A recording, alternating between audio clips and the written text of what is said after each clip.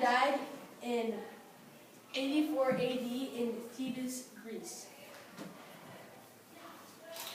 Acts of Holiness. Luke, referred to by Paul as the beloved physician, has rightly been called the first Christian historian. So historian is like someone who writes down stuff about history. And so since he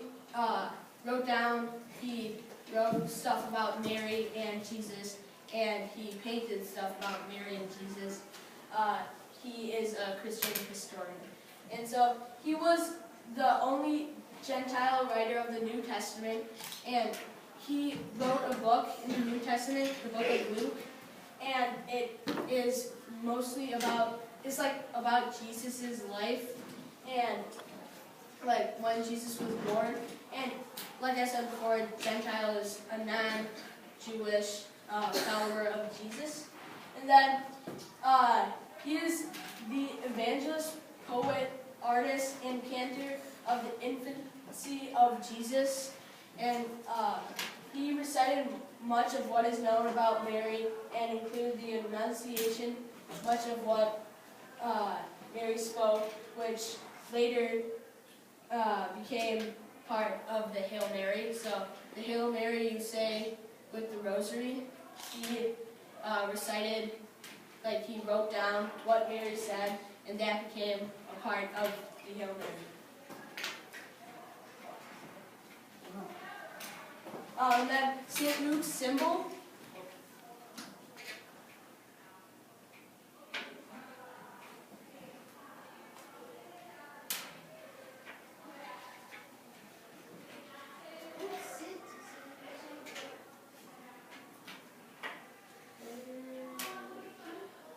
Okay, so St. Luke's symbol, even though he's the patron of artists, he is mostly pictured with the Bible because he wrote part of the New Testament.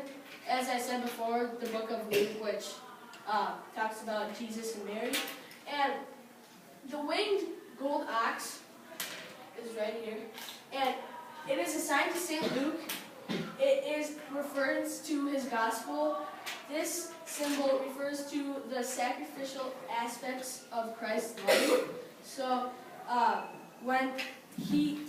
it refers to when Jesus died on the cross and all the things he did for all the people that were ill and sick.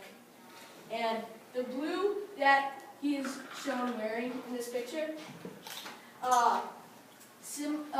relates to Mary, symbolizing heavenly love and unveiling of truth. It is the traditional color of Mary, and he wrote a lot about Mary. That's mostly why he is pictured with blue. And then history of occupation. So like I said, I was going to get to what the occupation of what he was, the saint of occupation. And so what I passed around here is it's a pad so that you can carve things into it. And then you take like a roller that you would have paint in it, and you would roll it onto here, and then you would go to a piece of paper and press it down, and it would print what you wrote on the piece of paper. So the history of his occupation. And so when we went to the Roman Museum, we saw this painting, and it was about sculptures.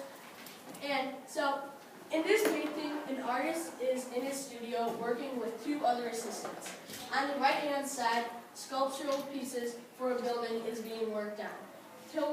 Tilner, the sculptor, which is right there, produced a lot of sculptures, artworks, and a multitude of busts of Mozart. And Mozart is a very famous composer. And so in this painting, it shows us how it was like in the old days to be an artist. It wasn't the brightest, because you can see like there's not much going on, but they're all working really hard. And the pay of an artist is very low for a job that people depend on for food and their only income.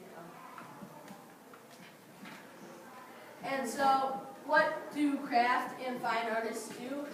Craft and fine artists use different materials and techniques to create art for sale and skill.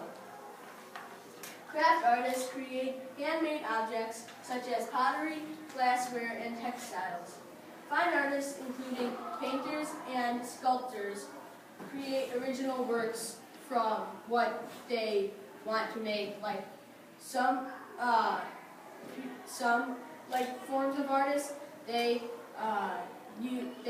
make another copy, but in their version of about a picture. But for artists and sculptures, they make their own copy of their own thing that they invented, that they made, not using someone else's work, but modified. And so, the work environment of an artist. Craft and fine artists held about 50,300 jobs in 2014. About half were self-employed, so half of that 50,300 were not working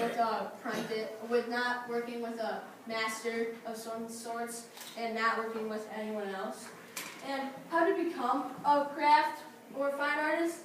Most fine artists earn a degree in fine arts in order to improve their skills and job prospects.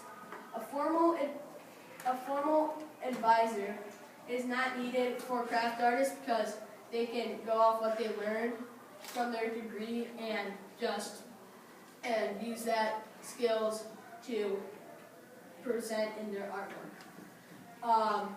And craft and fine artists improve their skills through practice and repetition. So they often we do it a lot to get it perfected, and so that when it comes to selling it, more people will want to buy it, so they get more money.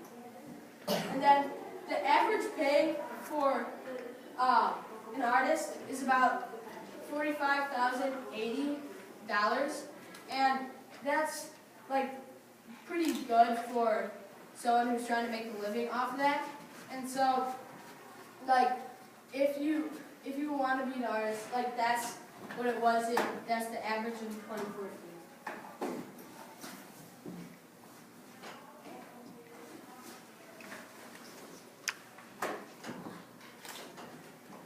And so, a famous quote from St. Luke is, "And so I tell you, keep on asking and you will receive what you ask for.